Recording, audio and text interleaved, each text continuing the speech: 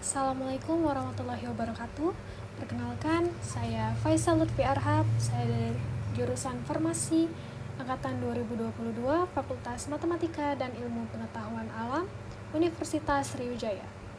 Di video kali ini, saya ingin menganalisis jurnal kefarmasian menggunakan statistika deskriptif. Tahun dari jurnal ini yaitu tahun 2021. Apa saja sih yang mau saya analisis dari jurnal ini? Pertama ada tentang research question, kategori populasi dan sampel yang ada dalam penelitian ini. Selanjutnya ada data collection ataupun teknik pengumpulan data dan variabel yang diperoleh dari hasil pengumpulan data. Analisis deskriptif dilakukan di jurnal ini, penyajian data dan juga kesimpulan dari data yang telah diperoleh. Judul jurnal yang saya ambil untuk saya analisis adalah Analisa Pengaruh Penambahan Polidon terhadap Ketahanan Fisik dan Perbedaan Kualitas Supplier Polidon di PT X. Di judulnya dapat kita buat research question berupa apakah penambahan polidon memengaruhi kekerasan, kerapuhan, dan waktu hancur tablet.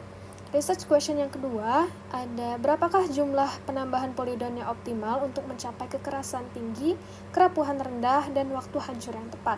Di jurnal ini disertakan persentase penambahan polidon yang bervariasi untuk menentukan konsentrasi mana ataupun persentase yang mana yang memiliki pengaruh ketahanan fisik yang optimal terhadap tablet. Yang ketiga adalah apakah ada perbedaan signifikan dalam kualitas polidon antara dua pemasok. Nah, di sini dijelaskan di judulnya perbedaan kualitas supplier polidon di PT X. Berarti terdapat dua supplier yang berbeda dan di sini kita akan menganalisis perbedaan kualitas supplier dari kedua supplier tersebut.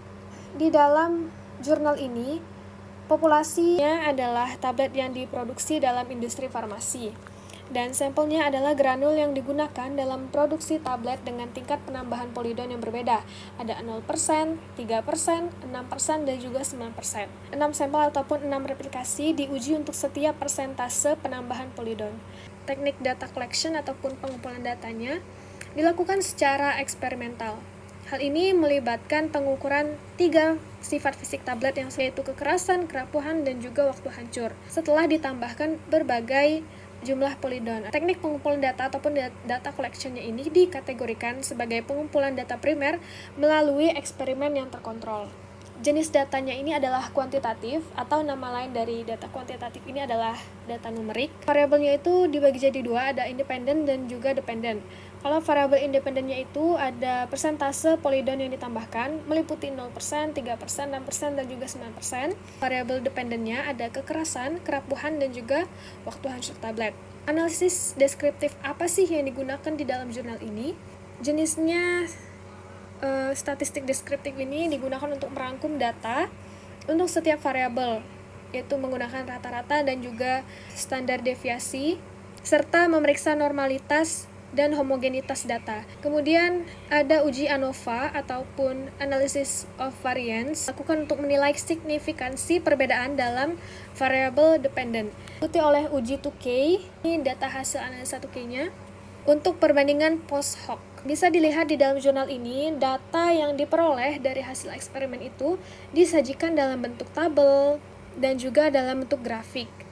Untuk yang di dalam bentuk tabelnya itu meliputi normalitas dan juga homogenitas ini, dan dalam bentuk grafiknya itu grafik distribusi interval plot.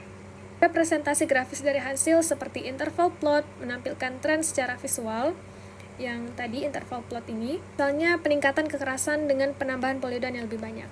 Jadi kesimpulan dari analisis jurnal ini adalah penambahan polidon secara signifikan memengaruhi sifat fisik tablet, khususnya penambahan 6% polidon. Bisa dilihat dari data saji ini bahwa di penambahan 6% itu hasilkan ketahanan fisik tablet yang bagus dan optimal dengan kekerasan, kerapuhan, dan waktu hancur yang semuanya memenuhi spesifikasi yang diinginkan.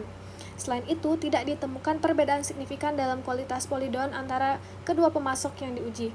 Nah, dari kesimpulan ini kita bisa menjawab research question yang sudah disebutkan di awal. Itu saja yang dapat saya paparkan pada video kali ini. Semoga videonya bermanfaat. Terima kasih. Assalamualaikum warahmatullahi wabarakatuh.